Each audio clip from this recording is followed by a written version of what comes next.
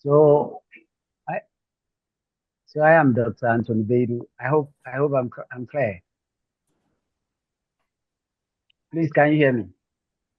Yes, you're audible, Doc. Yeah, thank you so much. So I am Dr. Anthony Bedu.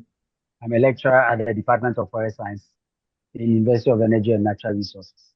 And my area of specialty is in international forest policy and then also forest politics. Yes, and it's a pleasure to be here to learn more. Thank you very much.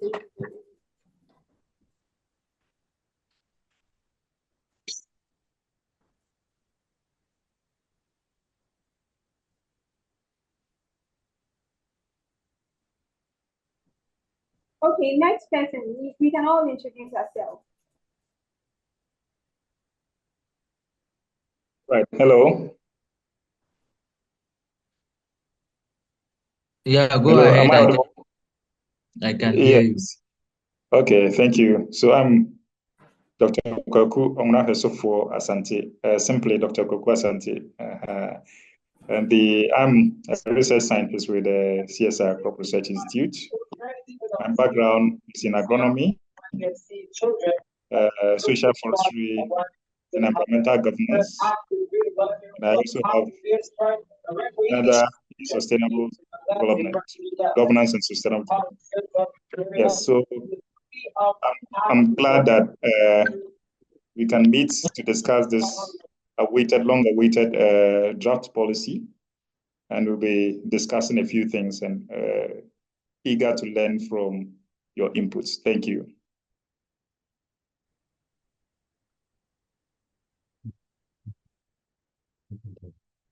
All right. So probably Louisa, Morgan, Godfred, Chris, anybody can introduce themselves so that we get to know who we have. Hello. Are you able to hear me? Yes, I can hear Yes, you. Lisa. Good. Yeah, sorry, because I had to join from a mobile phone because I had an IT problem.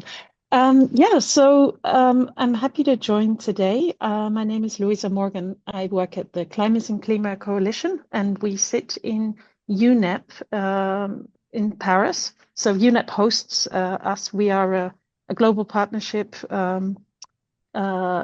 We have countries, international organizations as partners, and we are the funders of this project on agroecology and circular economy. So I will be the focal point for this project from the CCAC side, and I'm very excited to hear the discussions and how everything will progress. So thank you. Right, thank you very much. Maybe we'll take two more introductions and then we will zoom right into it. Okay. My name is Michael Nkonu. I'm the Global Head for Agriculture for the IKEA Foundation. I'm based in The Hague. And IKEA Foundation has been working on regenerative agriculture for a couple of years now. And we've been one of the key philanthropies in the area. And so it'll be great to listen to the discussions and to see what the linkages are for potential collaboration in the future. Thanks. Maybe I can go next. I'm Emile Frison. I'm Senior Advisor to the Agroecology Coalition, which is a coalition bringing together 50 countries, including Ghana, and more than 270 organizations of different types: farmer organizations, research organizations, civil society, indigenous people, etc. And I want to congratulate the people that worked on this draft policy, and I look forward to discuss the content. Thank you. Thank you very much. So anyone who couldn't introduce themselves at this session can just drop your introduce yourself. Yes. Hi. Yes. Hello. Hello. Yeah, my name is Alassane Fatawa Alidu from Ghana. I work for RINS as a financial controller, but an avid fan of natural resources. And I'm hoping to learn more, especially that I have a keen interest in all those. Thank you. Hello, everyone. Hello, everyone. Hi. Good afternoon, good morning. My name is Lizzie Ibine from Nigeria. I'm the national president of Nigeria Women Agro-Allied Farmers Association. And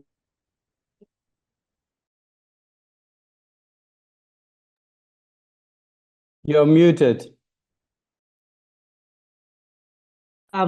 we are working on agroecology with African Union, Greenpeace, and other partners.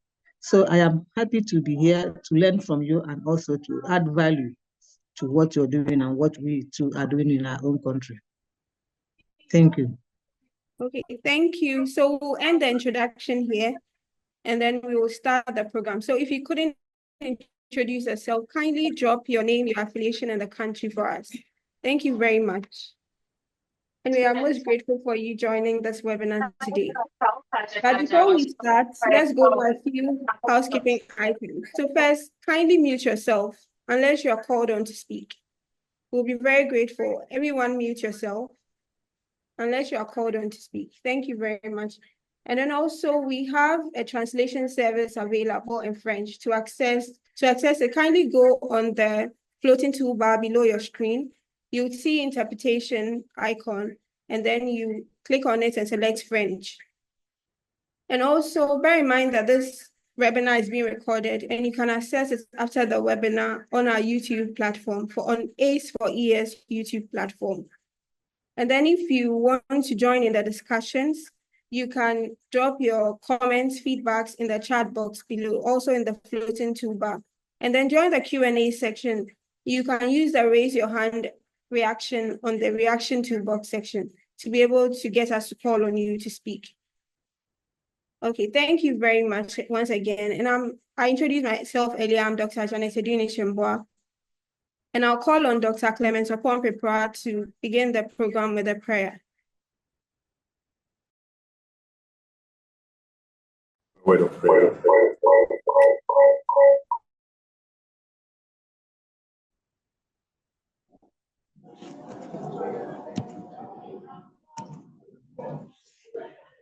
Clement is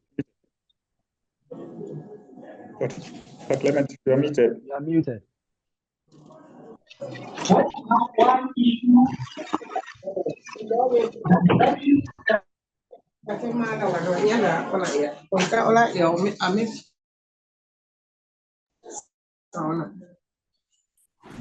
Thank you, Dr. Prepra. Now, the objective of this webinar is to engage with you, our esteemed stakeholders, in this discussion on the draft policy led by ACE4ES Consortium, and then to solicit your inputs and gather recommendations for refining this policy. So I'm positive that this interaction or discussion will be very productive at the end of the day. So I would like to acknowledge the presence of our special guest for today's webinar, that is Honorable Godfred Seidu Jasso. He's a member of parliament for the Wa East constituency in the Upper West region of Ghana. And he's also a member of parliament for the National Democratic Congress. So you are very welcome, Honorable. In due time, you will hear his remarks. We'll also begin with the presentation of the overview of the draft policy by the lead of the ACE4ES Consortium, Dr. Kwaku Onwunahwesufo Asante. Dr. Asante, you have the floor.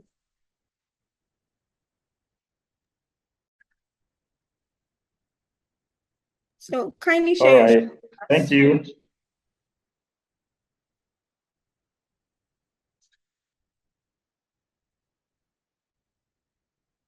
Thank you, and welcome to today's webinar. Just allow a few minutes as I share the slide. Okay. Sure. Yeah.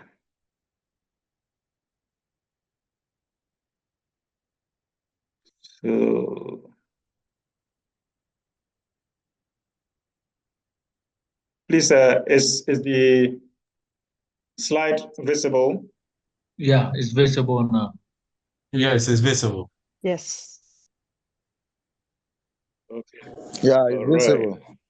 Right. Okay. Yeah, so I'm glad that we can finally meet to discuss this. And by way of introduction, we'll go through a few items on the project overview, look at the objectives and the direction, and see some recommendations we can make. Yeah, so the ACE4ES project was born in 2022 when the Climate and Clean Air Coalition issued a call for proposal for a transformative action in the agriculture sector to lead and drive a reduction in short-lived climate pollutants in the agriculture sector, and similarly, or also drive ecosystem services. Yeah, so with prior experiences and works over decades, the team met, and then we saw that the two key concepts that would drive agricultural transformation is agroecology and circular economy, which we'll be talking briefly about shortly. And so the key strategies we adopted within the project was to develop technologies that will drive agroecology and circular economy and promote their adoption, to facilitate media engagements to enhance the awareness among the public, and to through agroecology, and also drive practices among farmers on agroecology and circular economy. Governance strengthening through policy engagements at the regional and national level. And so this meeting is looking largely on the inputs to enhance the regional policy level engagements and the contents of the draft policy, so that once they are done, they will guide the national level policy development for 4 different countries: Ghana, Nigeria, Tanzania, and then Benin. That is for a start. So as we get more support, we can look at other countries as well. And then we expect that in the end, the adoption of agroecology and circular economy will drive the reduction of short-lived climate pollutants, promote ecosystem services, considering the provisioning, regulatory support, and cultural ecosystem services domains. Yeah, so the whole concept, the whole policy and governance strengthening framework of the ACE4ES is built on OECD's policy coherence framework, which is critical for strengthening governance and sustainable development through the alignment and integration of policies across various sectors and governance levels to achieve common goals and effectively and efficiently. And so the framework takes us to consider 3 domains of coherence. So we will first look at the vertical coherence, where the region as a continent in Africa would have a guide to inform national level engagement and policy development. So by that, cutting through from the continental level, working with the African Union and the regional parties, the ECOWAS, Southern Africa development, and then West Africa, and then East Africa as well. So with these blocks all on board, once the policies are developed, they can then have regional, sub-regional blocks to have policies to also govern their member states. Yeah, so that would deal with a vertical coherence. Then when it comes to the national level, we look at horizontal coherence, where we will consider the different sectors that have a link or alignment with the concept of agroecology and circular economy. Namely, you can think about the environment sector, the agriculture sector, the energy, so with these sectors, we will look at all the practices that would enhance intersectorial coherence, so that there's no conflict at the national level, sometimes people consider economic development over environmental development. And so once we see that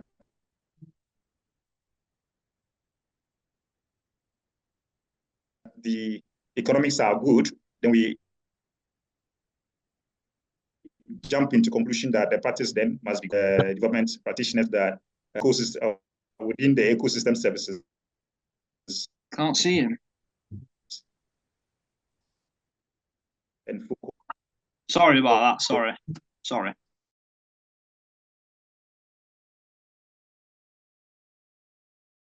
Also on only economics, the end result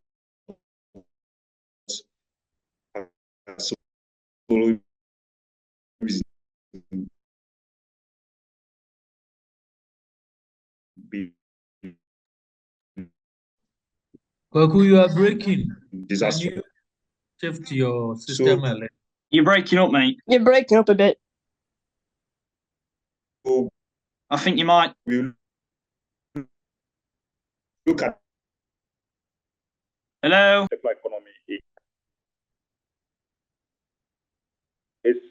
The technology park is being established in Ghana, and then particularly at the CSI Crop Research Institute in Fumisua, so that the key technologies on emission reduction and agroecology with circular economy can be demonstrated among researchers, farmers, and policymakers as they visit the sites to learn. So that is by way of project activities. And so the overall guide, objective of the policy guide is to foster environmentally sustainable agricultural practices that contribute to soil regeneration, biodiversity conservation, sustainable water use while reducing pollution and harmful emissions. To also facilitate the promotion of agroecology and circular economic practices towards a long-term contribution to food security by improving yield, soil health, and resilience to climate variability. And finally, to provide member states with actionable strategies to build resilience to climate change within agriculture and natural resource sectors. Yeah, so in summary, this word cloud shows the content and emphasis of the draft policy, largely for the agriculture sector, driving climate improvement through reduction in short-lived climate pollutants and greenhouse gas emission in general, as we work on nitrous oxide, methane reduction, black carbon reduction, among others. So through agroecology and circular economy, we are hoping that we'll be able to advance all these principles and concepts as you see in the work cloud, including, as we can see, there is DRR, that is the disaster risk reduction, because of the climate focus. Once we are able to promote the reduction in emissions, we also facilitate the risk reduction overall to natural disasters. Yeah, so in conclusion, as we visit the document and engage with the document, we'll be glad to have your inputs. And so we still depend on multi-stakeholder consultations to promote sustainable agricultural practices, resource efficiency and waste reduction, climate smart solutions integrated into national strategies, and also ensure long-term environmental and economic sustainability for Africa's agricultural sector. We also recommend that at the national level, strategies be developed to integrate agroecology and circular economy and climate action, which aligns with global and regional frameworks. And that regional monitoring and evaluation frameworks should be established to track progress on agroecology and circular economy and reduce alignment and ensure alignment with international climate targets. So we will acknowledge the ACE4ES project consortium and partners. In fact, there are several partners we continue to work with. And then the Peasant Farmers Association of Ghana and the Agency for Health and Food Security team, who are also championing a number of the engagements for inputs. And then we also acknowledge the Crop Research Institute of the Council for Scientific and Industrial Research Institute Management for their support. And finally, we will acknowledge our funding partners, the Climate and Clean Air Coalition of the United Nations Environment Programme, for their wonderful support. Yeah, so when you visit our website, there are a number of resources that you see and the online platforms for the project. We have the website, the ACE4ES.org, which can be visited. There you have as part of the resources shared on the website, we have the French and English version of the draft policy. And then you can also check us up on LinkedIn, Twitter or X handle, YouTube, where we have the videos and documentaries of the project activities, news releases and all that in the video format. And unfortunately, we wanted to have this full recording for this session, but because of the tragedy, I don't think we can do much on posting the video. So we'll try and see how best to maybe bring a summary to that on our YouTube channel. So once you visit the channel, you should have access to some resources. And then the Facebook also keeps the online audience updated on the day-to-day activities on the project. So I'll invite members and participants, stakeholders, to kindly submit, as you review the document, the draft policy, you submit your inputs by November 8th, 2024, so that we can incorporate them into the draft policy for sharing with the Africa Union Special Committee, among other stakeholders. Thank you very much. Thank you very much, Dr. Asante, for a wonderful presentation. And unfortunately, the French translation went off once we joined again. So I'll invite Mrs. Rose Ivy to give us a brief summary in French so that we are able to address all our audiences. Thank you. Ok. Bonjour, bonsoir à vous. Allô, j'espère que vous m'entendez. Bonsoir tout le monde. Bonjour à tous. Donc, est-ce qu'on m'entend? Vous m'entendez? Oui, nous entendons. Oui. Tu nous entends parfaitement. Oui, on vous entend. On vous entend. D'accord. Donc, je vais partager mon document rapidement. Donc, c'est un guide sur la politique régionale de l'agroécologie, l'économie circulaire et l'action climatique pour les services écosystémiques en Afrique subsaharienne. Donc, ce document a été préparé par le Conseil pour les recherches scientifiques et industrielles, l'Institut de recherche sur les cultures, Centre du riz pour l'Afrique, Association des paysans du Ghana.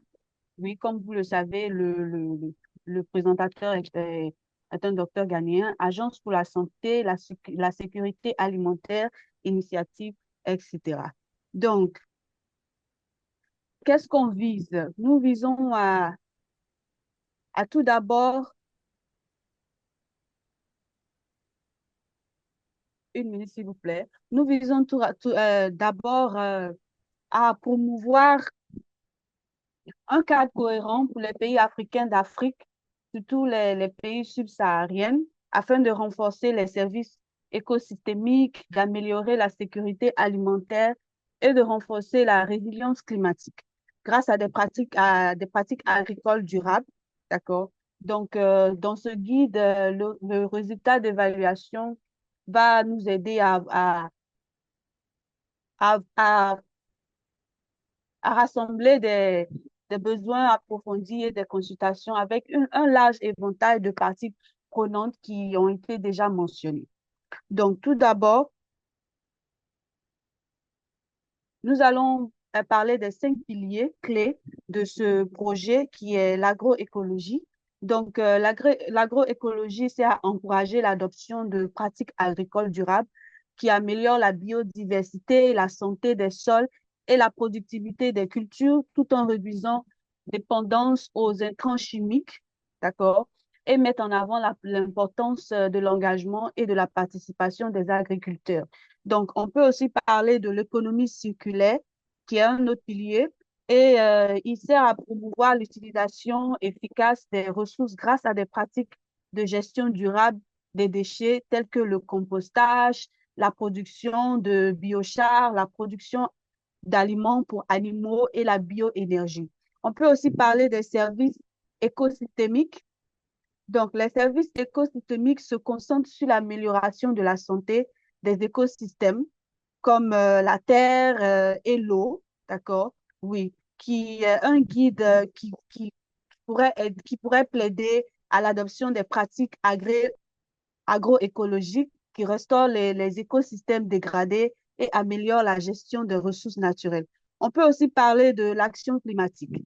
Donc, nous voudrons fournir des stratégies pour atténuer les polluants climatiques de courte durée et aussi réduire les émissions de gaz à effet de serre. Nous voudrons aussi renforcer la résilience grâce à des pratiques agricoles intelligentes face au climat, telles que le système de riziculture. D'accord? Oui. Riziculture intensive et l'utilisation de biochar encore et de compost. Nous pouvons aussi parler des cadres politiques et institutionnels qui vont ainsi participer à ce développement. Donc, le guide appelle à la cohérence des politiques entre les secteurs, par exemple l'agriculture, l'environnement, l'énergie, pour promouvoir l'adoption de pratiques durables. Il plaide pour un investissement accru du secteur politique et privé dans des initiatives agroécologiques. Donc, nous pouvons aussi parler d'un alignement du cadre politique.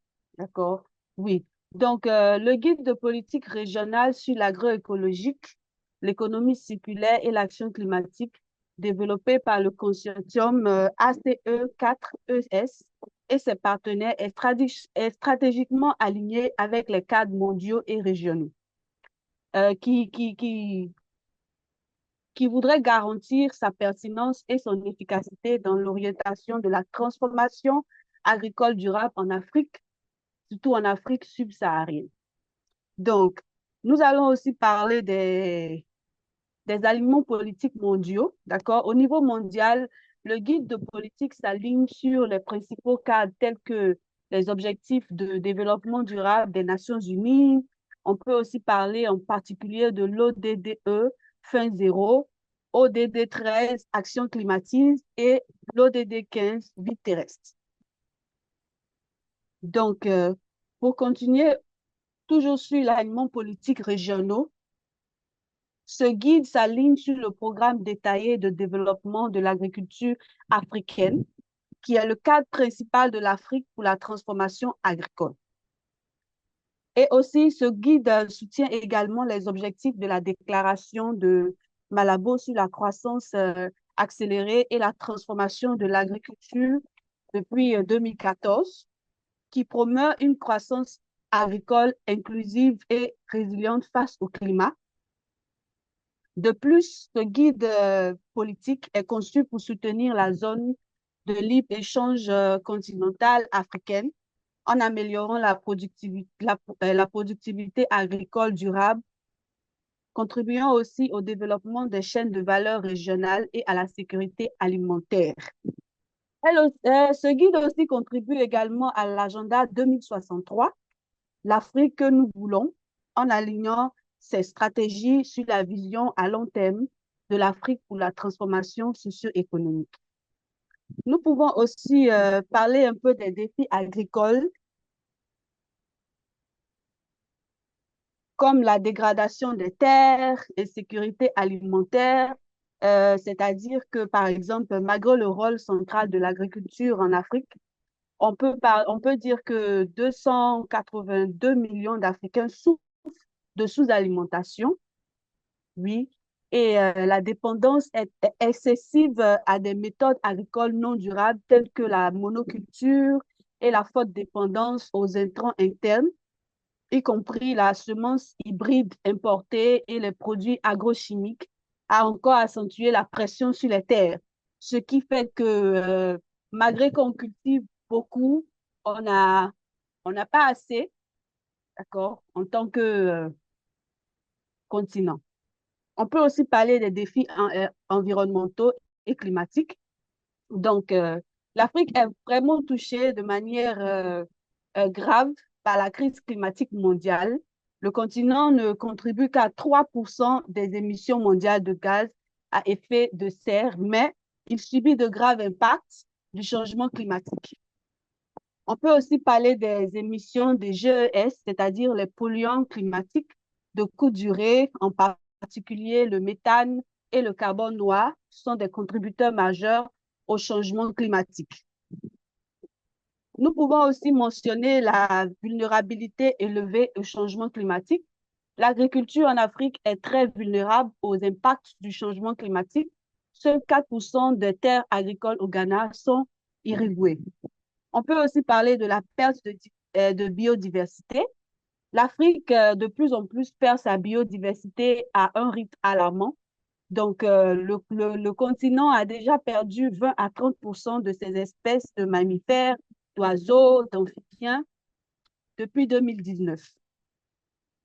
Nous pouvons aussi parler des faits clés de ce problème. Donc, ces problèmes peuvent entraîner à un déclin de la population d'abeilles. Donc, selon une évaluation mondiale menée par la plateforme intergouvernementale scientifique et politique sur la diversité et les services écosystémiques, près de 40% des espèces de pollinisateurs sont menacées d'extinction. Oui, on a aussi l'exposition aux pesticides, l'un des principaux facteurs, comme vous le savez, en Afrique, surtout au Ghana. On peut aussi parler de l'impact des expositions aux pesticides. Il y a des recherches qui montrent que les pesticides néonicotinoïdes largement utilisés dans les pays agricoles sont responsables de la perte de jusqu'à 40% des colonies d'abeilles dans plusieurs régions d'Afrique et en particulier en Europe et en Amérique.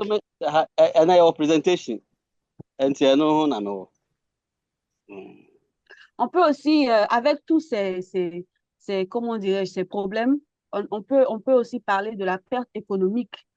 Donc, on estime la valeur économique des services de pollinisation fournis par les écosystèmes en 235 à 577 milliards de dollars américains par an, d'accord, en 2020. Le déclin des pollinisateurs dû à l'utilisation de pesticides menace beaucoup la productivité des cultures telles que les fruits, les légumes, les noix et les graines, etc.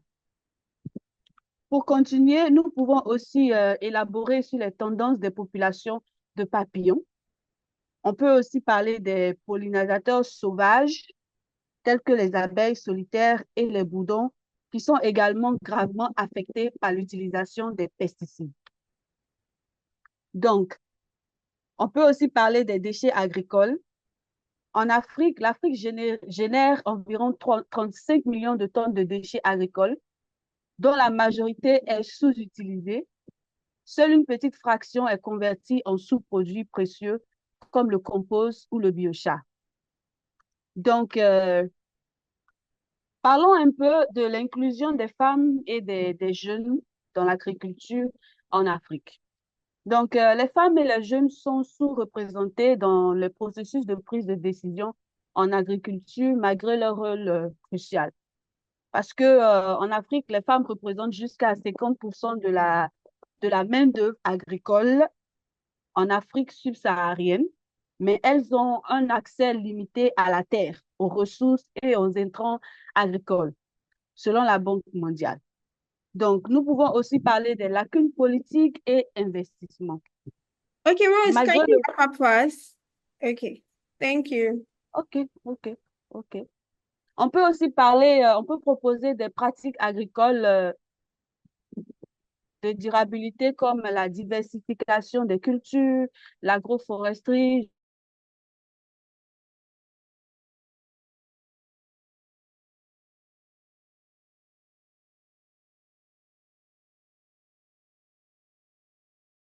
Okay, thank you very much. So what we have done is we have done the French translation for the Francophone speaking people so that we don't have to do the translations after each presentation. So if you go into your tool, you can directly check and then change the language. All right, thank you. So we'll continue. We have had an overview of the regional policy draft. So I guess we have a lot of feedbacks. So kindly put that in the chat box, and then later we'll address it duly. I again acknowledge the presence of the Honorable Honorable MP of the WA East in the person of, hello, can you hear me clearly? Hello? Yes.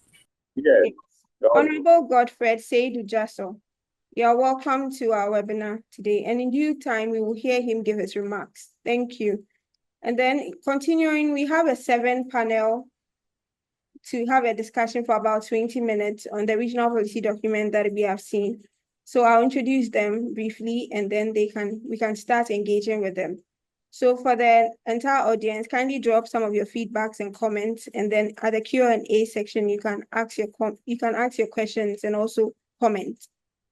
So the first panelist is Mr. Martin Ilibora, who is an expert in natural resource management with over 12 years of experience in Ghana.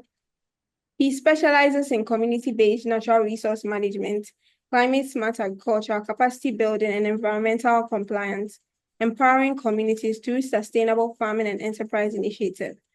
The next panelist is Dr. Anthony Baidu, who is a forest science lecturer at the University of Energy and Natural Resource, specializing in forest governance with a focus on China's role in Ghana's rosewood sector. He earned his PhD from Agro-Paris Tech and is widely published in international conference presentations. We also have Mrs. Gloria Adiga, who is a PhD candidate at Bangor University, researching gender transformation in land restoration in Ghana's Sahel, with over 11 years experience at the Forestry Research Institute in Ghana. She adapts agroforestry to local needs, engaging women and youth. She has collaborated with global organizations and holds multiple master's degrees in forestry and environmental science. We also have Mr. Bernardo, who is a climate change officer at the UN Habitat with expertise in social development, humanitarian response, and climate justice. He has led agricultural and climate programs at Catholic Relief Services and Action Aid for over 8 years. Mr. Bernardo holds an MPhil in Environment and Resource Management and a BSc in Agricultural Technology. We have 2 panelists, but I can't see them online. So as and when they join, we will introduce them duly and they will join the discussion. Our final panelist is Dr. Kweku Ona Shesofo Asante, who is a research scientist at the CSIR Crop Research Institute. We heard from him earlier when he presented the overview. He specializes in governance, agroecology, and climate action. He leads the ACE4ES project and promotes agroecology and reducing climate pollutants across Africa. His work bridges research, policy, and community development for sustainable agriculture. Thank you very much, our dear panelists, for joining us in today's discussion. So you can kindly unmute yourself as and when you're called upon to speak. So perhaps I would like to start with Dr. Baidu, if he can hear me. Dr. Baidu. Yes. Thank you so much, Doc. Thank you. So we Good to want be to here. know, we have gathered together to discuss the draft regional policy document. So I would like to know, how relevant do you think having a regional policy on agroecology and circular economy for climate action and ecosystem services is? Right. Thank you so much. And then I want to first of all warmly welcome everybody. And thank you so much, Dr. Santi. That was very insightful. I think that Dr. Santi really has set the tone for the discussion. I mean, taking us through what is already there. I've gone through the document myself, and this is something that is very, very insightful. Like he mentioned, just not to quote him verbatim, but just to glean from some of the things he has said. You know, he has been able to prove to us that there are several policies and there are also several frameworks, but these are fragmented as far as the African region is concerned. And so having a policy of this nature in agroeconomy, in agroecology, in circular economy is something that really is going to give a blueprint as far as this all important initiative is concerned. And so this is very welcoming. And no wonder, I mean, there are partners who really believe in this idea and have come on board to support this initiative. So this is very, very crucial, at least in the next decade and beyond, as we look at ways to sustainably manage our natural resources, our even agricultural resources and all that. A policy is a guide that should guide or that should lead us in the way we should do. And so this is something that is very crucial. Yes. All right. Thank you very much, Dr. Baidu. So probably I'll move on to Mr. Binado. In your experience, how do you think the draft policy would ensure the active participation of smallholder farmers and the marginalized group, so that at the end of the day, we know that there would be impacts on food security and livelihoods at the community level? I don't know if my question is clear. Hello. Hello, Mr. Binado. Yes, please. Is my question clear? Yes, I had a little break at the end. If you can just take it. Yeah. All right. So I wanted to know, in your experience, in your line of work, what strategies can be incorporated into these draft policies to ensure that the participation of smallholder farmers and marginalized group can be able to benefit from this regional policy? Okay, so great. And good afternoon to everyone. I don't know where you may be connecting from. The time might be different, but it's afternoon here in Ghana. And thank you for bringing us on board. This is a very interesting program, and reading through the whole policy drafts and also the overview that we have just had from Dr. Santi is really very insightful. Yes, so as you will know, for every policy that is drafted from the government or regional level, at the end of the day, is looking at impacting on the lives of people down there, to the citizens. But in this case, we are talking about smallholder farmers because they are the center of our food systems. And so if you are looking for some food system transformation, then they are definitely a very key stakeholder to work with. So yes, in terms of trying to see how we can have a very effective participation of smallholder farmers and also marginalized groups in the implementation of a policy like this, what is important for us to know as far as agroecology is concerned is the fact that is one thing that sets it apart from many other approaches or systems is the fact that it's one that emphasizes a lot on bottom-up approaches. You know, the recognition of the fact that smallholder farmers have very important knowledge. Whatever issues that they are confronted with, they are finding ways of addressing those issues. It might not be at the scale to which everyone will be expected. It might not be as effective as it should be, but somehow they are finding ways of overcoming them. So it tells us that they have knowledge over some of these things.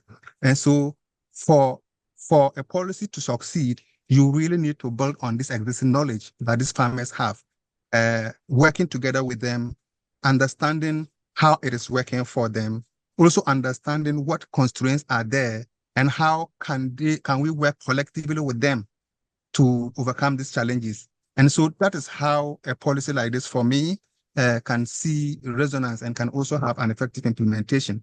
It's important to really identify and recognize that there is existing knowledge that farmers are using in their own way. I mean, even agroecology practices. And then how do we work with them to be able to enhance, to be able to address any challenges that come with it and scale up those challenges or, I mean, those lessons. So appreciating this knowledge is important. We even have them effectively engage.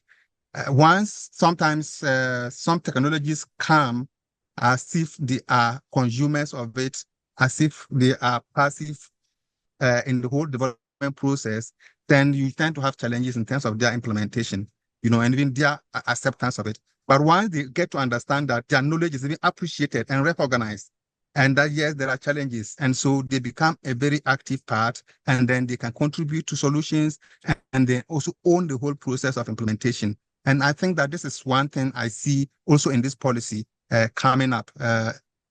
The fact that you even have Peasant Farmer Association being part of the design of this, this project, coming out with this policy is an indication. We need to do more. We need to see how we create more spaces to get many more smallholder farmers engaged in this process, beyond the policy formulation, even to the implementation level. We have platforms that will ensure their voice at all levels, whether even at the review level, at the implementation level, what issues are coming up. We need to be able to do that. If we do that, then we are going to be having their active participation and engagement. And then I believe that in the long run, we will have a very successful implementation of a policy like this. And also considering that it's a regional guide that is supposed to inform countries to come out with policies on agroecology and circular economy, then that should become a very important recommendation for countries when they are beginning to design their policies to ensure that we have this very effective participation of smallholder farmers. And to have their participation means that their knowledge, their existing knowledge is recognized and is documented, is appreciated, and spaces are created for them to share that as much as possible and to contribute to the development of practices that can work for them. I mean, we have to also recognize that even agroecology is more context specific than a one-size-fits-all situations. And so the more you engage and get active participation of smallholder farmers, the better you're able to come up with practices that resonate with them, that can address their issues, and that can really work for them. Yeah, so that's, in my view, is how we can get smallholder farmers and marginalized groups, women in particular, very much engaged in these processes. They hold a lot of wisdom and understanding and knowledge as far as some of these practices that are working for them in their very small corners is concerned. And so the more we are able to get their active participation, the better it is for a policy to deliver results. Yeah, thank you. Thank you very much, Mr. Bernardo. Yes, you have done justice. So I will suggest to the panelists that once I call on you, can you turn on your camera so that we can be more engaging? All right. So then I would very well to Mr. Yilibora, because, as Mr. Bernardo was talking, he indicated the scale. So as a private sector big player in the private sector, how do you think the private sector can help in scaling of the circular economy solutions in Africa's agri-food systems? And how do you think this draft policy can help enable this? So if you could turn on your okay. Yeah, I think it's on. Can you hear me? Yeah, audible. Yes, so good afternoon to everyone. All protocols observed, and hi to Honorable Giselle. I would first and foremost say I am a practitioner on the field, and from this perspective, I see this draft policy to be very critical in providing a framework where we can tangibly contribute. Going through the framework, I see a lot of very critical issues mentioned. These issues often fly around, but when you consolidate them, it is clear-cut and you can focus on them. Key amongst things that were mentioned that I think we have entry points as practitioners to practically assist is, for example, the situation of degraded lands, where we have 65% of our lands degraded. And even in our context in Ghana, we all know, okay, the big elephant in the room. We know what is happening and what continues to happen so far as degradation of the land is concerned. I might say this is even being quite modest. Now let's look at the other dimension, where you have almost 35 million tons of waste, okay? Very little of which we convert.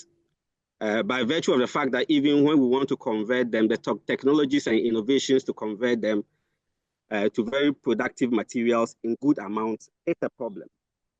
That's one other major thing.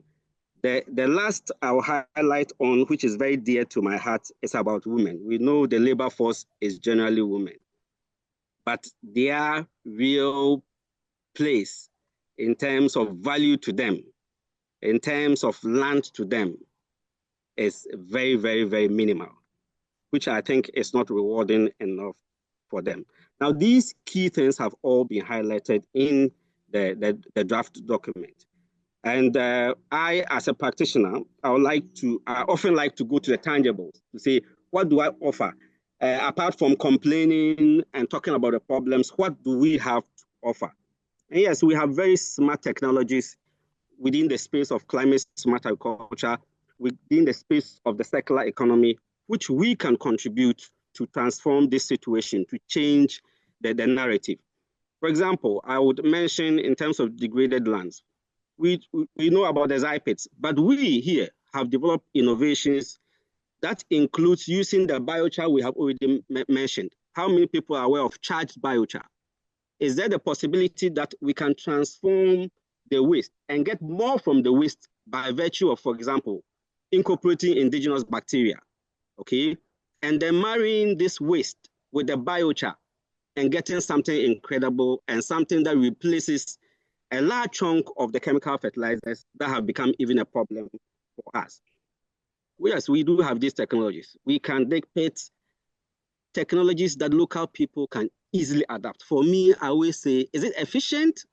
Is it easy to adapt? Is it self-sustaining? Because we have virtually implemented many projects that are really, in this sense, projects. So that anytime the project ends in 3 years, then you go to the ground and you don't see the practice.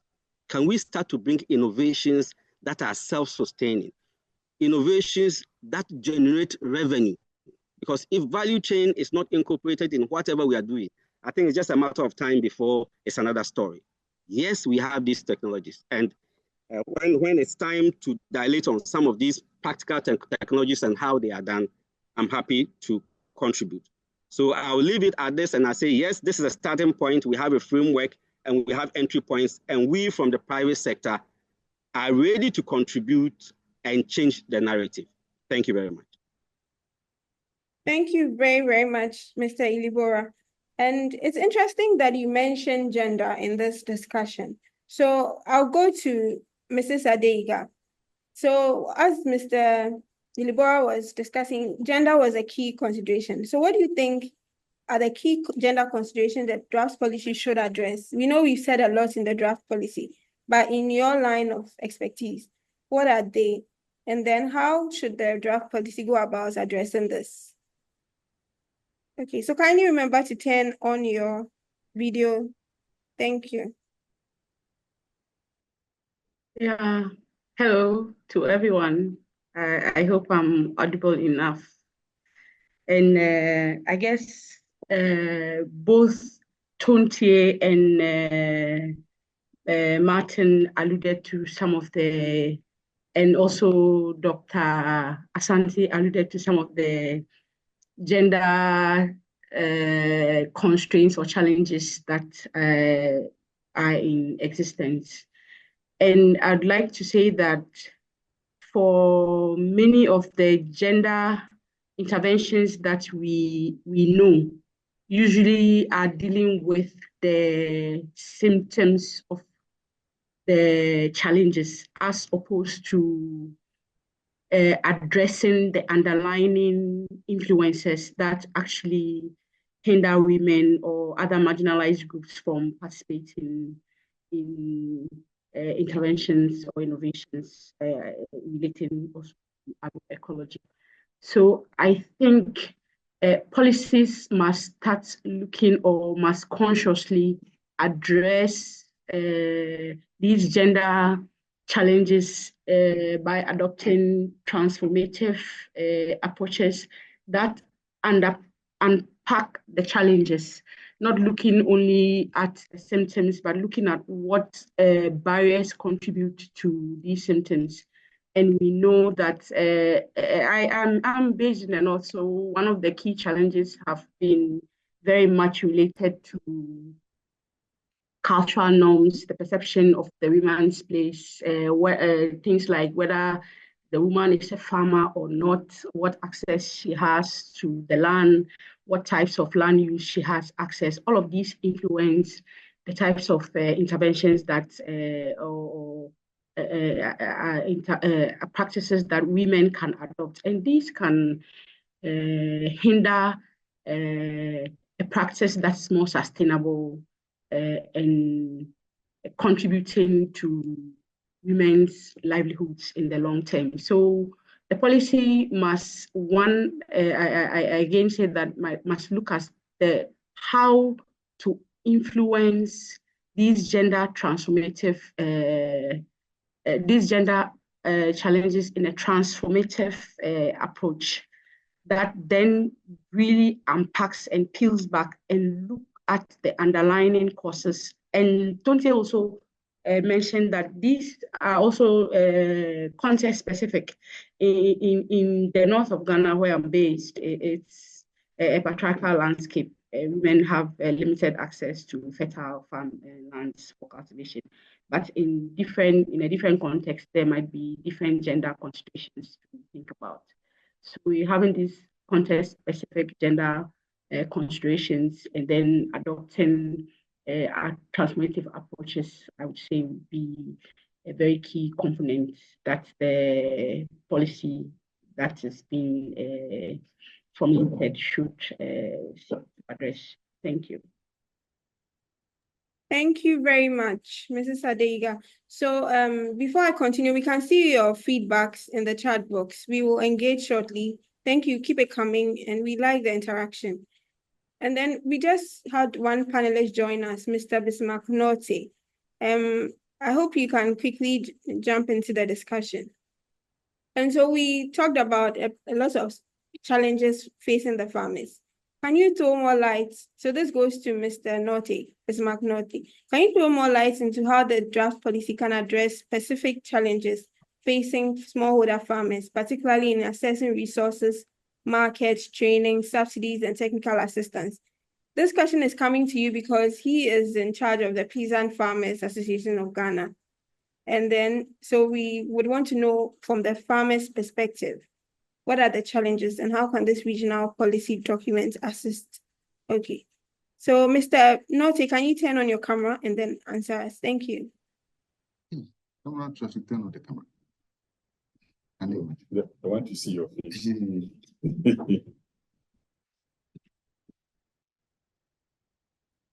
It's not possible to find hearing from you only. Okay. Thank you. We can see you now. Oh. Yeah, hello and good afternoon. Thanks very much for the opportunity. In fact, when the initial call was happened, I didn't know that the process has started again, so I just joined. But be that is me. Just a brief introduction. I'm Bismarck Norte. I work with the Peasant Farmers Association of Ghana. We happen to be the farmer group that does more on advocacy, then technical capacity building, and providing any type of support for our smallholder farmers. Over the past few years, the association has been very actively involved in issues around agroecology and circular economy. And the reasons that accounts for we moving towards a more sustainable form of farming has to do with a couple of challenges that the farmers continue to face. So we all know about the advent of climate change and how it is impacting on our farmers in the country. Over here in Ghana, within this year, we've had two very extreme weather experiences where in some parts of the country, there were severe dry spells, which resulted in a lot of crop failure. On the flip side too, some part of the country also experienced extreme flooding, resulting from excessive rain and also spillage of a dam from Burkina Faso. Now, when these kind of things happen, it is mostly the farmers who are the victims. For instance, when the dry spell happened, you could tell that firstly, a lot of farmers were ill-prepared or had very little information to even be able to anticipate whether or not the rains will come. So information about when to plant, what to plant, that's even with regards to the type of variety of crops to plant, what kind of farming practices should they adopt. So in situations where the weather is unfavorable, they can rely on that. All these are things that because of very limited knowledge, it made it difficult for the farmers to be able to prepare themselves to adapt to these weather patterns or weather changes. In addition, if you also look at inputs, here I'm speaking about the issue of even fertilizers or pesticides or weedicides that farmers use. There's been a lot of concern regarding the kind of pesticides that or this input that farmers use. Aside from the fact that a lot of them are imported, which means it has implications on the finances of farmers, because once they are imported, it means that you are paying more or less for this kind of input. So there's a lot of concern regarding how is it sustainable that as a country like Ghana, we continue to import a lot of these inputs when it is evident that we have the capacity to be able to produce some of them locally. So all these kind of conversations fed into the critical need on why we feel that there's a need to transition from the current conventional farming, which seems to have very much more priority and support from government, as against a practice like agroecology that is more friendly, sustainable, and more favorable to the environment. So based on this development, peasant farmers has since 2015 been doing a lot of work to ensure that you move a lot of farmers from, or we transition them, as we normally say, from what they are current practice to the agroecological practices. By doing so, you realize that there are some lessons or gaps that we are learning in the process that we feel that the development of such a policy, which is supposed to provide guidance both at the continental level and with the hope that it will translate to the respective subnational levels to address these particular things. And it's quite refreshing to know that the wave of agroecology it seems very common and very rampant in a lot of countries within the continent. So it's great to have an architecture or a framework that is to guide how this is done. Now, what we think that this particular policy can do, and I think that what it can do, and I know it contains a couple of intervention areas But based on the feedback and the outcome that we experienced, based on the work we've done so far, I think there are some few insights that I would want to add up to see how that can also enrich this particular policy document. So obviously, we is talking about training and capacity building, which I think is something that we need to enhance very well. And we will need a much more targeted and deliberate approach from the continental through to the national levels. What I know is that even for Ghana, the new agricultural policy, which is yet to be assented by the minister, it has a component that dealing with agroecology. But it appears that there's no deliberate plan or action by government to handle issues on agroecology in terms of training, building farmers' capacity. There's nothing deliberate. I know ECOWAS is providing support to the ministry to do something, but of government on its own, like the way you have the government initiates a policy or a program like the PFD 2.0, where it is being coordinated by the national government. It's difficult to have something deliberate or targeted towards agroecology. And that's something that we feel that if you have a policy direction, that could inform the respective government to make it as a matter of priority, as against just putting them down in a policy document when there's no actual implementable actions on the ground. Then another issue that you want to talk about is the financial incentives. You know, even though it is general for the agricultural landscape, that whether you are doing agroecology or not, you still need finances anyway. But you realize that for agroecology, because of the kind of practices that are involved, because of the kind of practices that are involved, going back to doing the composting, mulching, or looking at the other practices, you see that the farmers actually need a lot of support. Support in either preparation of their own organic input or even buying organic input. You know, there's a lot of discussion around the quantity of organic input that you need for the soil. Between agroecology, if you want to go that lane, or the conventional farming where we are strictly going with the synthetic fertilizer. So based on the work that we've done, we realize that a lot of farmers are finding it difficult to adapt or practice agroecology even after they've received training. You understand? And that's because of the kind of support that they need.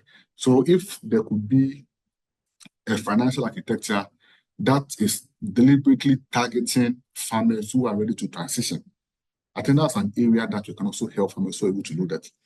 Another area that comes strongly is that the incentive for people who are doing agroecology and how widespread that incentive is.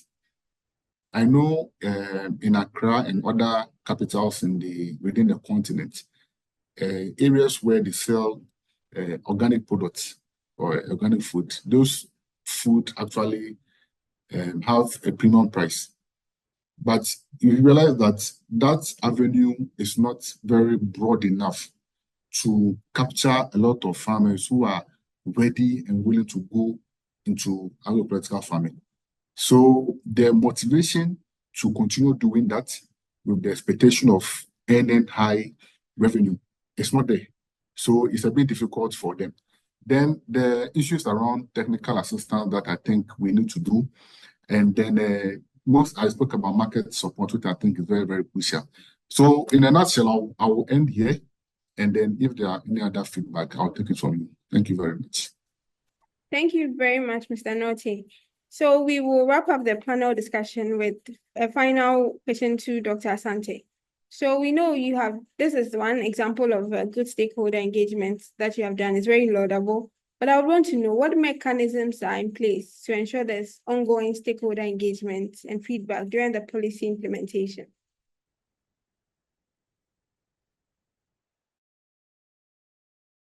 Dr. Sante? Yeah. Am I audible?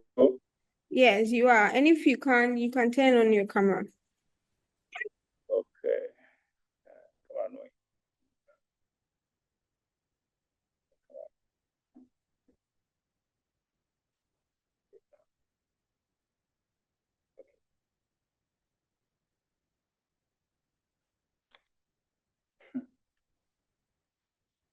All right. Thank you very much, Dr. Janet.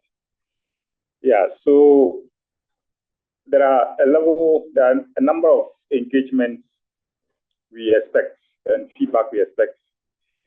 And the level of engagement is that after we receive the inputs, we will continue to engage with the African Union Commission. Already we started.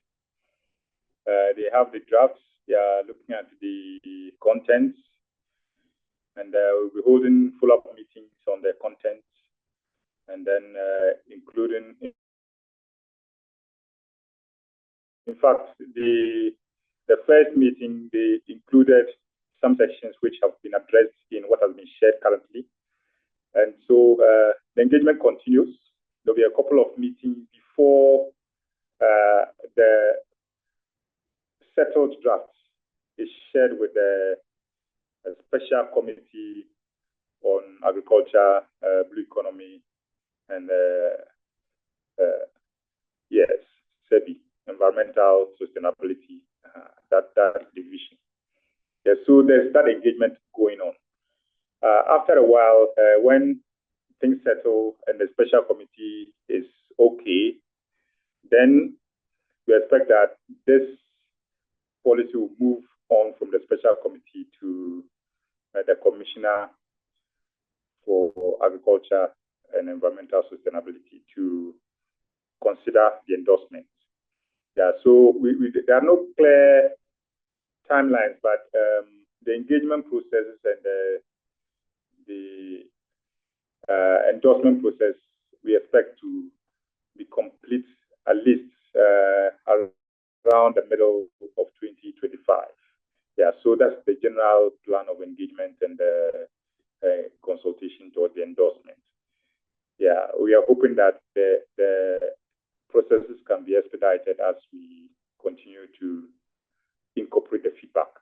So for us in this forum, we expect that the inputs so far per your observations will be collated by 8th of November so that we can incorporate them while we continue to engage with the African Union Commission on the content. Yeah, so far that's the plan. And when as we deal with this regional content, the project also has support for 4 countries, as I indicated earlier, so that we have country-level policy directions based on this draft regional policy for Ghana, Benin, Nigeria, and then Tanzania. So that's the support the project has at least up to the end of 2026. Yeah, so that's, by the way, the plan on the policy. I think follow-up, I'll be on standby for follow-up if there are further clarification required. Thank you. Thank you very much, Dr. Asante. So we've had many fantastic discussions on the draft policy from our panelists. We are very grateful for sharing your insights with us. So now we'll zoom into questions and answers from all participants.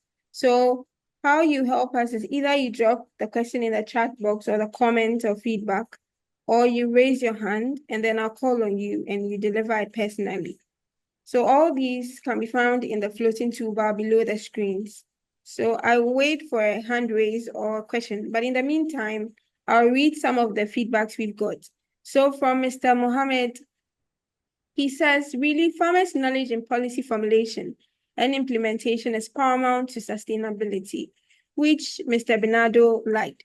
And then Angela asked a question. So this goes for all the panelists. She says, will there be engagement with relevant national authorities to enhance buy-in and integration of strategies of this policy in their national and sector plans? So once a panelist raises their hand to address it, then I'll call on you. So again, I repeat, will there be engagement with relevant national authorities to enhance buy-in and integration of strategies of this policy into their national and sector plans? Thank you, Angela Danson. And then again, okay, Dr. Santi, you can react. Yes. So as I said, we have support for 4 countries, Ghana, Nigeria, Tanzania, and Benin, national level engagement. Yeah, so we have partners in these countries, and we'll be moving and then working together with the partners, the country reps, and as they engage, it will all be driven and informed by the content of these drafts.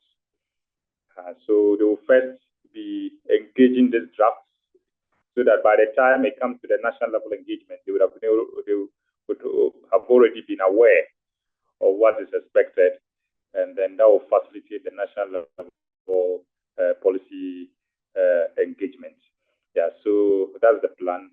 The national level engagement currently is ongoing at the various target countries, Ghana, Nigeria, Benin, and Tanzania. Of course, if there are additional support from partners or we have the resources, we'll be willing to partner with our other counterparts in the other African countries. So far, so good. And the interesting dimension to this is the fact that countries are beginning to work on their nationally determined contributions on the Paris Agreement and making their commitments clear within the agriculture sector. So we expect that as they plan, this draft policy would inform some of the content for the agriculture sector consideration.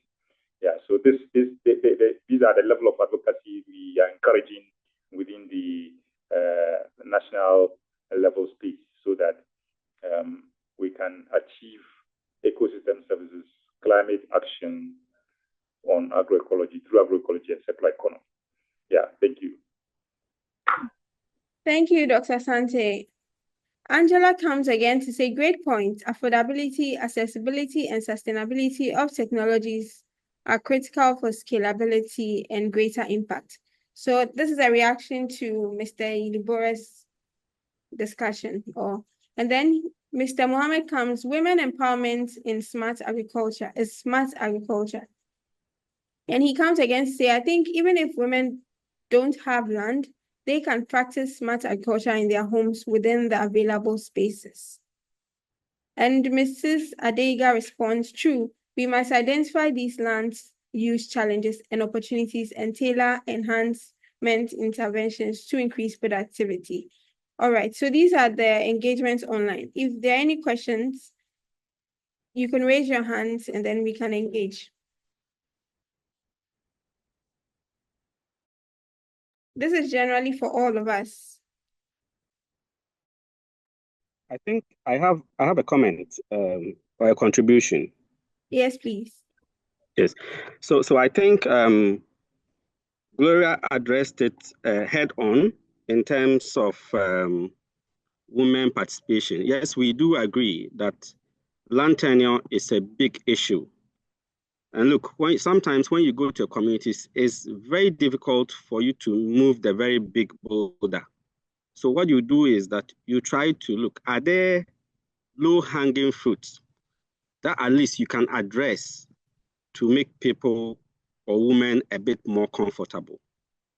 In view of that, some of the climate smart practices work to the interest of women. There's a common practice, especially, let's say, in the northern parts of Ghana. There are some communities, it's very difficult for the woman on her own to just get up and go long distances where the farms may be, unless she's sanctioned. Under those circumstances, what do? I think we have very, very climate smart innovations like the bags with biochar and food waste. Again, remember that it is women who generate a lot of the household waste by virtue of the fact that they are cooking. And they could have power over these waste if we show them simple innovations of, for example, fermenting these waste and converting them into compost within the shortest possible time. So imagine if the women are able to do that, okay? In a very smart way, we can look at what are the high value vegetables that they can easily cultivate, that can get a market very quickly, or that people are in need of. Some of those vegetables could be planted within these biochar beds. Of course, biochar, the fermented waste, and then some soil. They could have some of these, let's say, fertilizer bags, let's say old containers, okay? Even for a smaller space in the backyard, if she can fence a meter by a meter space, okay? There are innovations like the book garden, the sunken beds that are created, similar to keyhole gardens. But these are sunk into the soil with biochar, with fermented food waste, and these can produce almost 5 times the usual, okay? Can we use some of these climate smart practices in addition to the circular economy opportunities, okay? So that the mix of this, the consortium of this can create opportunities for the women. And mind you, if we are able to create some of these opportunities for the women even within the household, sometimes it raises their level to the extent that they are able to reach far to other opportunities. So I'm not belittling the fact that, yes, tenure is a big issue and we need to address it to be able to scale to a certain extent. But we can also look at the low-hanging opportunities we can take advantage of that can work for us. Deborah. So I wanted to thank you very much for your feedback. I also wanted to find out, is there anything in the regional policy or any inputs we would want to see in the regional policy that can generally help all of us? So this is to all of us. Generally, we've talked about gender considerations, private sector improvements. We've talked about smallholder farmers improvements. And also we've talked about all the relevance of the regional policy, but as stakeholders, what do we want to really, really see in this regional policy that can actually impact livelihoods and food security? So it's to all of us.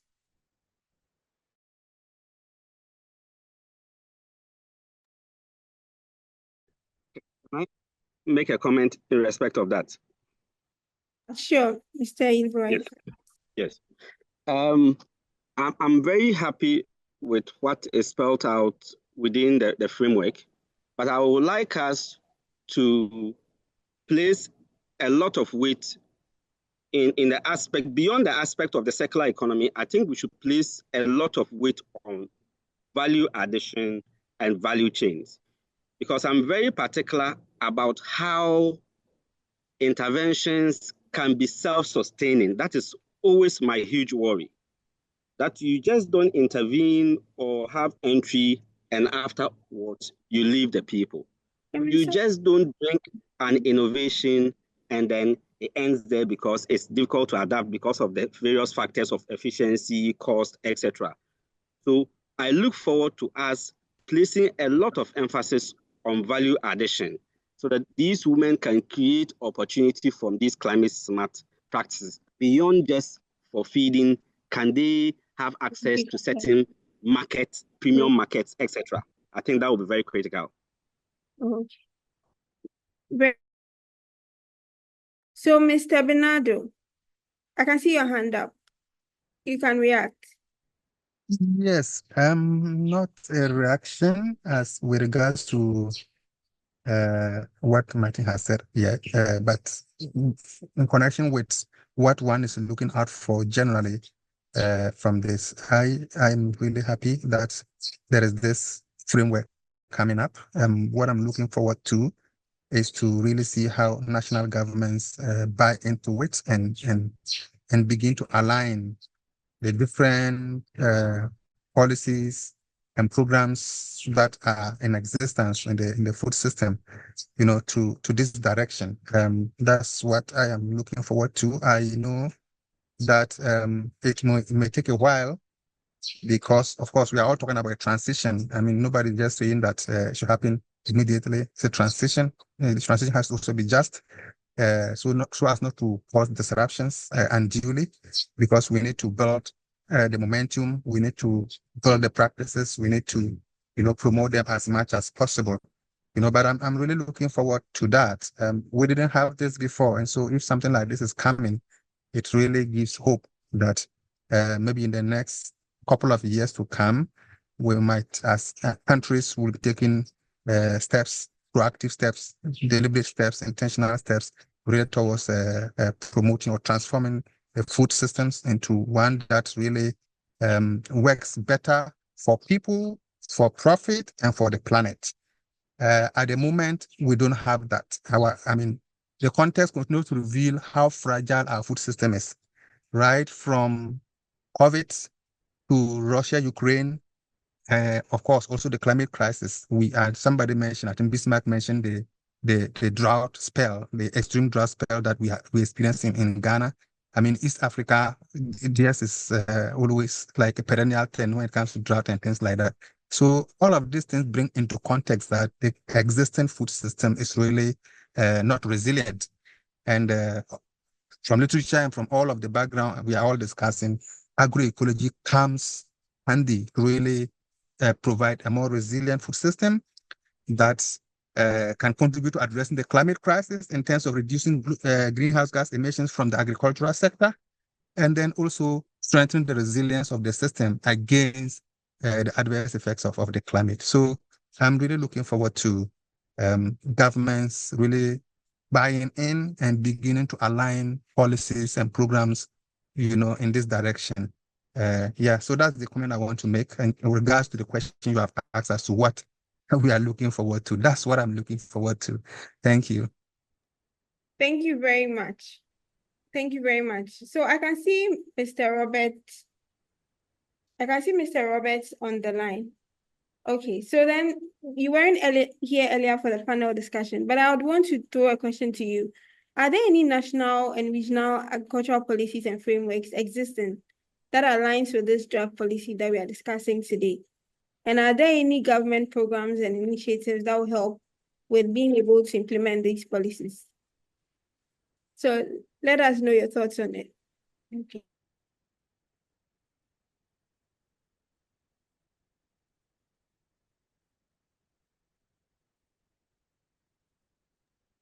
Hello, Mr. Robert.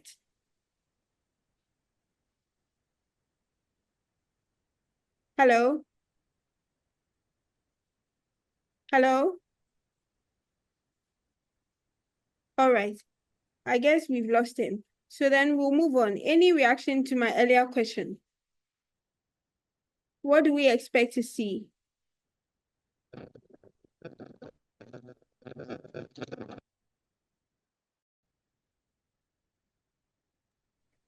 Okay, hello. I think a lot has been said, and the expectations so far is that this draft policy should be improved with the inputs that have come and are coming, and that in the end, once it is endorsed, it will become a living document that will guide national level member states' commitments towards agroecology and circular economy, and that in the end, emissions associated with agriculture, short-lived climate pollutants, namely methane, black carbon, would reduce to the point where it is no more a problem through the practices that have been adopted by farmers and actors in the agriculture agriculture and environment sector. Yeah, so there's more we expect. I think that time will only tell how much we can do with our commitments that we input or invest in the process. Yeah, thank you. Okay. Thank you, Dr. Asante. Okay, so we'll wrap up the discussion here. But as you can see on your screens, you can send the inputs for the drafts policy at the email asante.kweku@gmail.com by 8th November 2024. So we expect a lot of feedbacks from you. And thank you for being very, very engaging. But before we have a wrap up of a summary of the key takeaways, I'd also like to call on Honorable Godfrey Seidu Jasso to give us a brief remark on the ongoings. So, Honorable, if you can hear me, kindly unmute. Yes. Thank Yes, I can. And I don't know if you can see me as well. So thank you very much for the opportunity. And I wish to stand on existing protocols to commend the team for bringing me and my colleagues in at this stage of your project. I think that the draft policy framework that you are proposing is an output from a lot of relevant work that are touching, that are really addressing most of the challenges we are facing as a people, particularly regarding our food systems and agroecological arrangements on the continent and the globe for that matter. These are reflected in the very livelihoods of our people, where we are bedeviled with food price inflation here and there. And we do know that the prices of food that you and I as consumers go through on our various markets is a reflection of what it takes for the average farmer to produce the food. So if cost of inputs is high, if cost of inputs is contributing negatively to the environment, then clearly it will reflect in the prices that we have to pay for these food commodities and so on.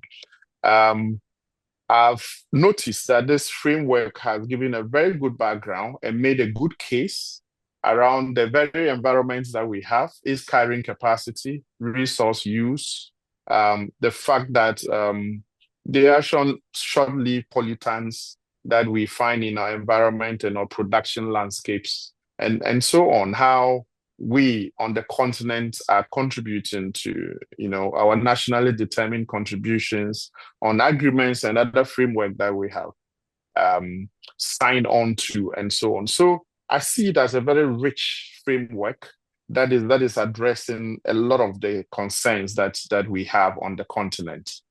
I'm also excited that you have pushed it to the continental frameworks, and the timing is good because there's a conversation now around the post-Malabo. There's another agenda in the making. We're in Kampala recently, and so I see it very relevant, and I think that the content thereof and the proposals you have will foster environmentally sustainable agriculture practices, particularly if we adapt them on the continent. Now, the question is, how do we go about this? I think the policy and the framework that you are providing is relevant. I think for the fact that it's even identified the challenges that we have, the propositions you make thereon makes it very relevant. And I think we should pay particular attention to what you are proposing. I see it as providing a blueprint that we can all rely on that would have satisfied the question of policy relevance and policy coherence. And I see it as a very high point on this framework. Now, our beneficiaries, direct beneficiaries, will be the smallholder farmers. So what mechanisms do we have in place in this policy proposition to be able to engage them? And so I think that beyond the high language that we normally find you academics bring out in your reports and so on, we want to see a further devolution of these good recommendations in much briefer policy documents and conversations, stakeholder engagement, webinars such as this, physical workshops in countries, etc., with the relevant ministries of agriculture and supporting stakeholders, and also national development planning commissions. We are getting to the end of the year in Ghana, where there will be a new government. It could be the old government. I hope it's not, but there can be a change of government in the next year, and so on. And so anyhow it goes, there will be a new government that will be trying to implement policies and so on. So again, the timing of relevance is very important. And so I hope that there will be a deliberate arrangement to divulge the content of this framework into finding spaces in national development framework. As for the manifesto, you've missed that space, but I believe that most of the points that you have raised in this have been addressed in many of the party manifestos that I have looked at. The other concern I have is financing this kind of policy recommendations. For me as a policymaker, we are interested in, if you bring the good idea, how do we finance it? Where is the money going to come from? Clearly, from what Martin Yelbora and his colleagues have said, the Bismarck and co have given, there are a lot of locally adaptable solutions to most of the issues that you have raised. From what happened in Ukraine, the literal absence of fertilizer, inorganic fertilizers on the market, and what that did to our food production systems, it's clear that as a country and countries around the continent, we should be thinking of how else do we enhance our soils to make sure that our production of food can be sustainable.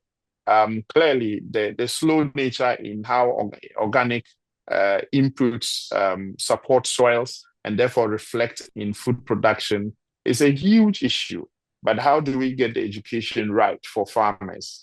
How do we have financing arrangement and incentive from the national policy level that incentivizes farmers to want to go into this instead of struggling to buy the inorganic fertilizers, which they cannot even afford in the first place?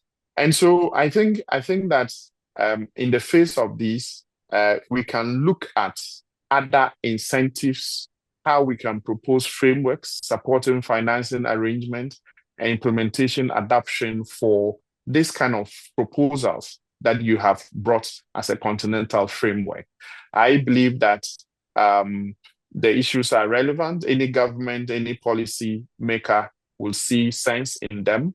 And so we just need you to continue to convince us, engage us more with more usable forms of this document so that you know. Dr. Asante, you agree with me that we've transited away from the researcher that you know in the past now to a lawmaker and therefore a policymaker. So one thing is brief and concise and that are adaptable and implementable. So as you bring these frameworks, I also will want to see you further break it down into relevant sections and sectors that can engage different types of stakeholders and so on. But be it as it may, I know time is fast spent. Let me just wrap up by saying that you have an ally in us as Parliament. These days, there's a good consciousness of a number of parliamentarians urging that the food systems arrangements and conversation include parliamentarians as policymakers. Because the mistake we often make is that we narrow the policy space into thinking that it's just the executives that you must engage in order to get policies adopted in a country. And so the people's representatives represent a very important constituency. We have power of the budget, power of the purse, and so on and so forth. And so if you carry us along from the onset, it's very possible that we'll be able to influence and support budget lines that can support most of the recommendations and initiatives, and even require government in its programs and policies as well to be able to adapt some of these very important issues and areas of work that you have raised. And so I'll end it here. I look forward to further engagements. We are open to working with you on next steps of this initiative. And I hope that we'll be able to see very, very large content of it implemented in the next year that we will still have. And so that we can together make use of our agroecology and also the circular economy that we have to be able to provide the right ecosystems that we want, so that the right services can be available for humanity and our populations. Thank you very much for the opportunity. Thank you very much, Honorable Godfred Seidu-Jaso. We are so grateful for your continued support, and we will leverage on the support to do even better. So I've seen a lot of questions coming in. So briefly, I would ask Dr. Santi to quickly react to these questions and comments. So Dr. Santi, kindly react to them, and then we move on to the next session and quickly wrap up the webinar. Okay.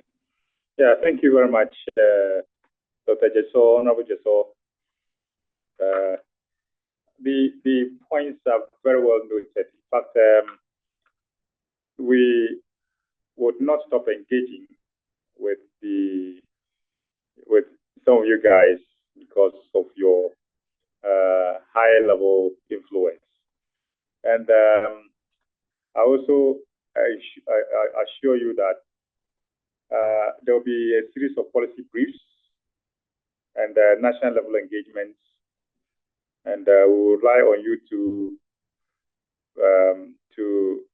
get us in touch with the other policymakers in the sub-region, based on my understanding that there's a network of parliamentarians in food systems. I think through you, it will become easier to get our national level policymakers to also buy into this regional policy, so that it will be more impactful at the national level. Yeah, so I accept the challenge to with our counterparts, with our consortium members. On behalf of them, we will all work at getting these breakdowns to the national level stakeholders, farmers, and of course the project supports training and sensitization programs as well. And so we've started and we'll continue with the capacity building programs in line with the proposition of the draft policy on the ground. Yeah, so several works are ongoing, and we expect that together with you on board, with a consortium, with partners, we can all achieve the best from this draft and subsequent policies that would emerge. Yeah, thank you. And we expect that we'll get back to you on that, on the next steps. Thank you very much. Okay, so as we're wrapping up, we will take key takeaways from Dr. Clement Opon-Pepere, research scientist at CSIR Corp Research Institute. So Doc, give us a quick summary of key takeaways from this presentation. All right, thank you. Thank you for the invitation. So, yeah, it's been a long afternoon, but very insightful. I think some of the issues we discussed here are very relevant regarding circular economy and then the agricultural food production system that we're looking at. Yeah, so we thank the ACE4ES team for putting up this regional policy guide, and we hope that just as we've all shared ideas, it is going to really beef up, development strategies that will be developed at the regional and then also at the national level. So we began by looking at the overview of this whole policy, and then also looking at how coherent it can be, but the strategies that will be adopted, looking at the vertical, horizontal, and multi-stakeholder coherence, and then moved on to look at some of the key barriers to the transformation that we seek now. But it's also quite commendable to note that, yes, this is not just something that has been put together, but it clearly aligns with a lot of the policies that are already out there and especially with the Paris Accord that we already have in the system. And then we moved on to have a panel discussion, and such brilliant ideas that have been shared by our panelists, and we are very grateful for all this insightful information that is given to us. We started by looking at the relevance of the policy, and as of now, what we know is that there are many other fragmented policies already in the system. So this is one notable approach that we are looking at to sort of integrate and consolidate all these policies so that we can clearly streamline the development agenda as we are looking at it at both regional and then the national levels. And then also, yes, as we all notice, our main stakeholders are the smallholder farmers and probably all the value chain actors along the agricultural production system.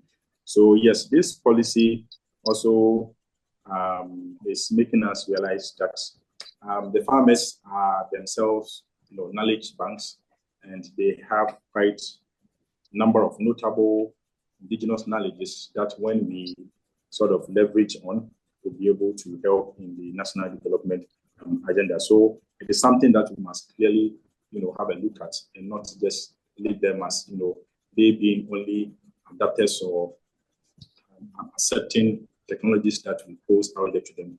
But then right from the start, we must engage them so that they're able to develop the sense of ownership of any technology or policies that are developed to address some of their issues. And then we also moved on to talk about some of the critical, specific smallholder challenges that this would address. And here we had a discussion on the what we can look at concerning climate smart technologies and some of the innovative ways that we can use to address some of these challenges, and also most of the waste in the system.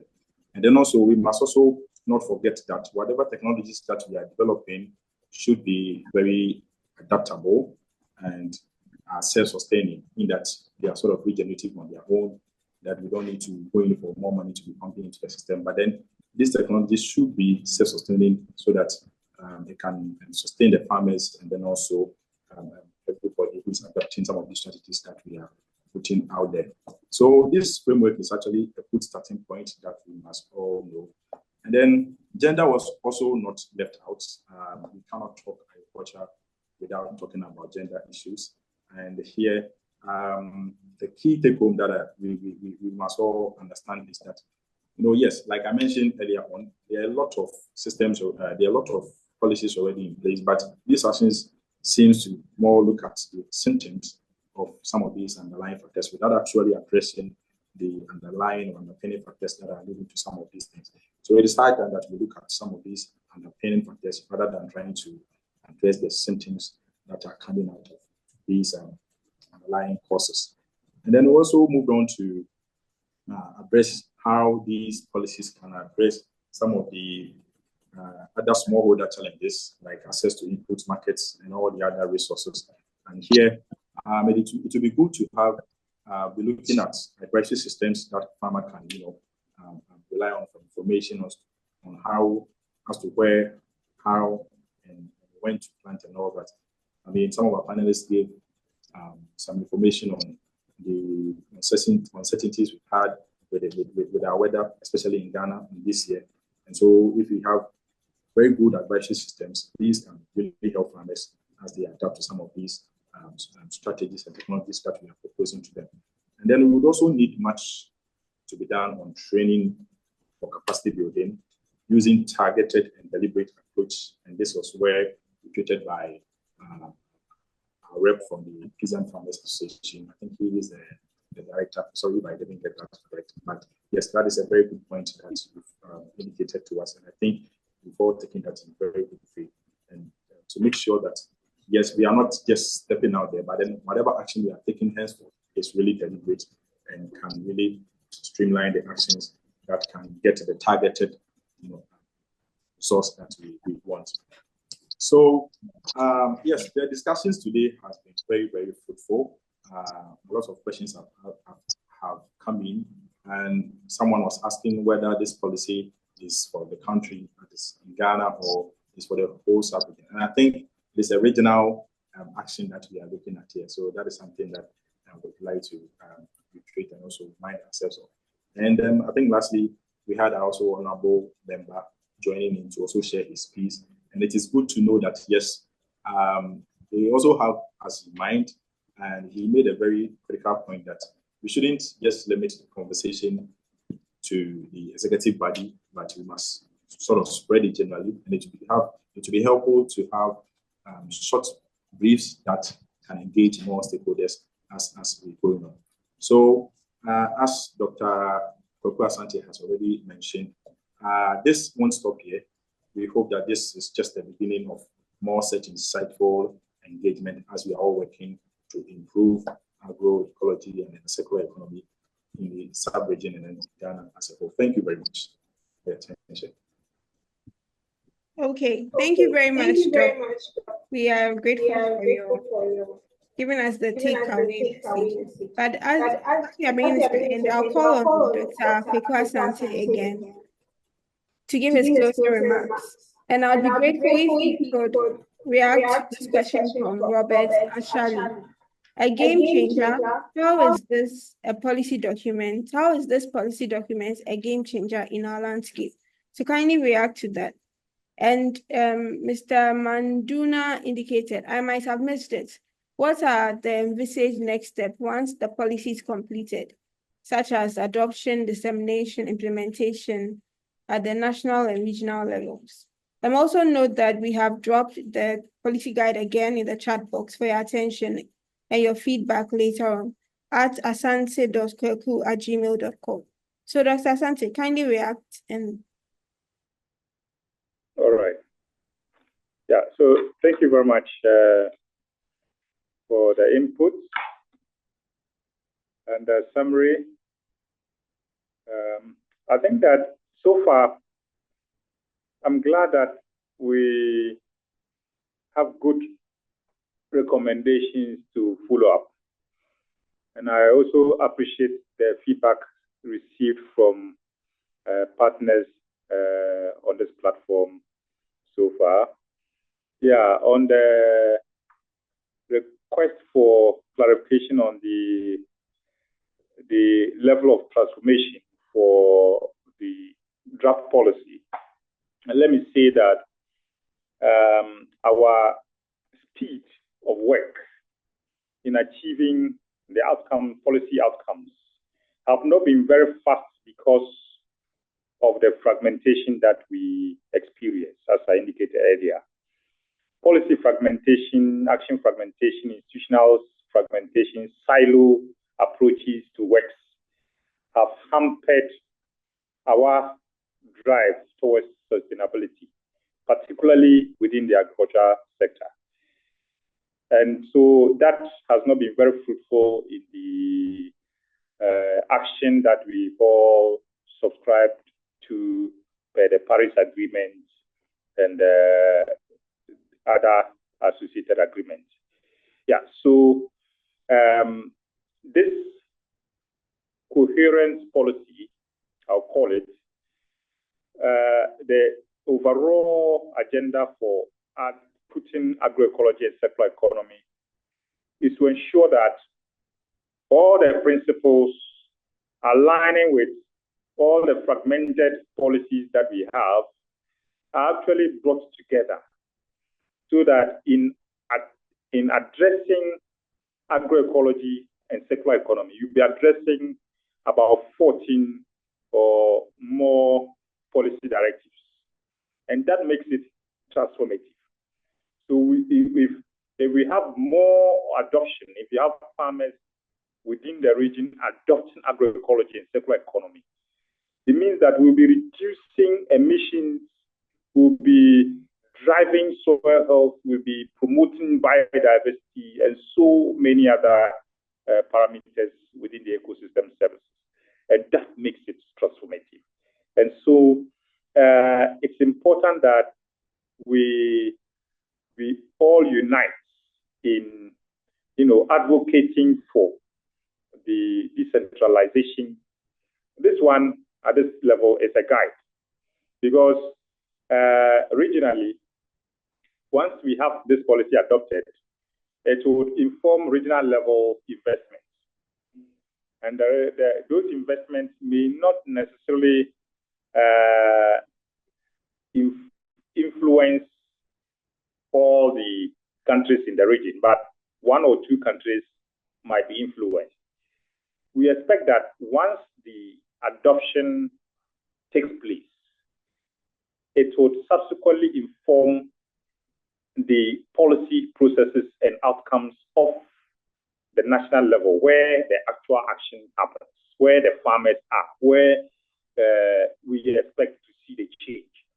And so once we have corresponding national level policies, then local investment, private sector inputs and investment will all together drive us to the outcomes we expect in achieving the ecosystem services, including the outcome, the